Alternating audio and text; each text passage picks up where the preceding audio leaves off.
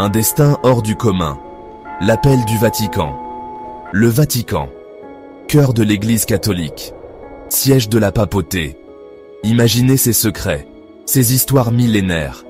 Un lieu empreint de spiritualité où le destin de millions de fidèles se joue. Au sommet de cette hiérarchie, une seule figure, le pape. Vicaire du Christ, successeur de Pierre, pasteur universel. Un destin hors du commun, réservé à quelques élus. Mais comment devient-on pape? Quel est ce chemin, parsemé d'épreuves et de dévotion, qui mène au trône de Saint-Pierre? Un parcours exigeant, fait de vocation, de service et de mystère. Tout commence par un appel, une voix intérieure, un appel de Dieu à le servir, un désir profond de consacrer sa vie à l'Église et aux autres. Cette flamme, qui brûle dans le cœur du futur prêtre, le mènera vers un long et rigoureux cheminement. Devenir pape, c'est embrasser une destinée hors norme, un sacerdoce unique au monde. C'est accepter de porter le poids de l'Église sur ses épaules. C'est se mettre au service de Dieu et de l'humanité entière. L'appel se transforme en engagement. Le jeune homme entre au séminaire. Un lieu de formation, d'apprentissage et de prière. Il y étudie la théologie, la philosophie, l'histoire de l'Église. Il apprend le latin, la liturgie, le chant grégorien. Les journées sont rythmées par les cours, les offices religieux et la vie en communauté.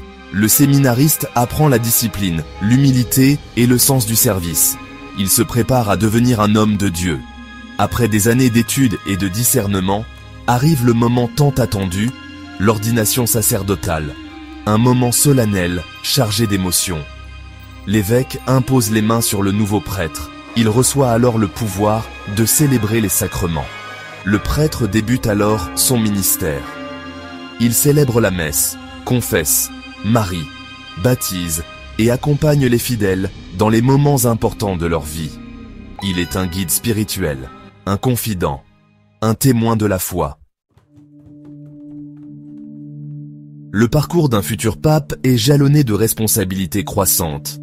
Certains prêtres, reconnus pour leur sagesse, leur foi et leur sens pastoral, se voient confier des missions plus importantes. L'évêque est choisi par le pape parmi les prêtres les plus expérimentés. Il est nommé pour diriger un diocèse, une portion du peuple de Dieu. L'évêque devient alors successeur des apôtres. Il ordonne les prêtres, veille à l'enseignement de la foi et gouverne son diocèse avec justice et charité. L'évêque est un maillon essentiel de la chaîne qui relie les fidèles au pape. Il est un pasteur proche de son peuple, attentif à ses besoins spirituels et matériels. Le Sacré Collège, devenir un prince de l'Église. Parmi les évêques, certains se distinguent par leur érudition, leur piété ou leur action au sein de l'Église. Le pape peut alors les nommer cardinaux. Le cardinal est un collaborateur direct du pape. Il participe au gouvernement de l'Église universelle. Les cardinaux forment le Sacré Collège, un corps prestigieux chargé de conseiller le Saint-Père.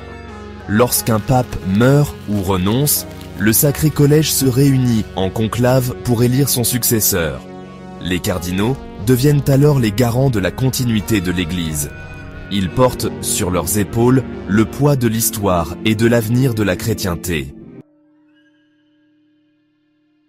Sous le regard de Dieu, le conclave et ses mystères.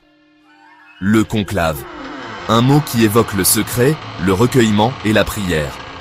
C'est dans la chapelle Sixtine, chef-d'œuvre de Michel-Ange, que les cardinaux se réunissent. Isolés du monde extérieur, ils se livrent à un intense moment de prière et de réflexion. Ils méditent sur les défis de l'Église et prient l'Esprit Saint de les guider. Le vote est secret. Chaque cardinal inscrit le nom de son candidat sur un bulletin. Puis, il le dépose dans une urne, devant l'autel. Le dépouillement est un moment crucial. Le suspense est à son comble. Habemus Papam, l'élection du souverain pontife. Pour être élu pape, un cardinal doit obtenir les 2/3 des voix. Si aucun candidat n'atteint ce seuil, de nouveaux tours de scrutin sont organisés. Les cardinaux votent jusqu'à ce qu'un nouveau pape soit élu. Lorsqu'un cardinal obtient la majorité requise, une fumée blanche s'échappe de la cheminée de la chapelle Sixtine. La foule, rassemblée sur la place Saint-Pierre, retient son souffle. Le protodiacre apparaît alors au balcon central de la basilique Saint-Pierre. Il prononce alors la formule consacrée « Habemus Papam ». Le nom du nouveau pape est enfin dévoilé. Une vague de joie et d'espoir déferle sur la foule. Le nouveau souverain pontife se présente alors au monde.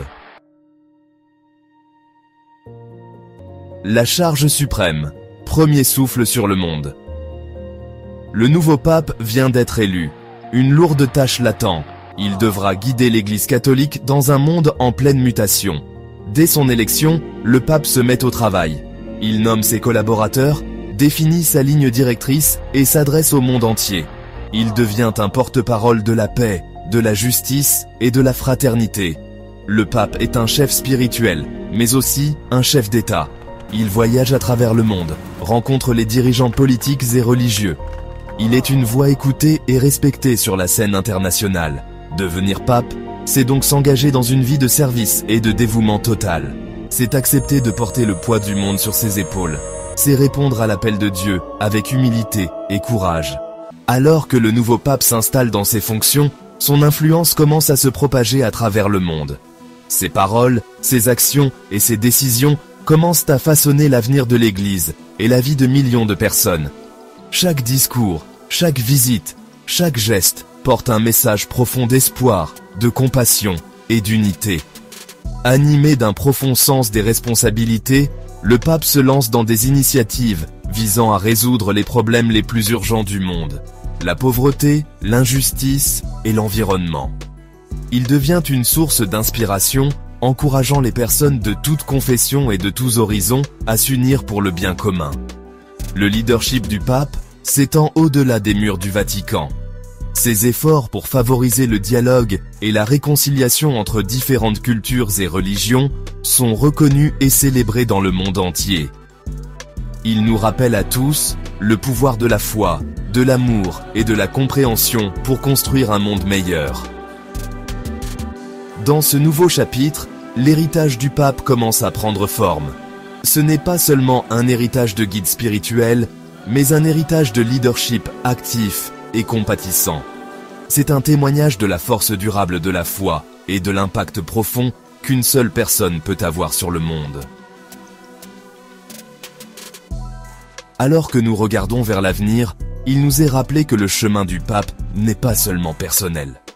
C'est un chemin qui appelle chacun de nous à réfléchir à notre propre rôle dans la création d'un monde plus juste et plus aimant. L'héritage de ce pape ne sera pas seulement commémoré pour ses paroles, mais pour son engagement indéfectible à faire du monde un endroit meilleur pour tous.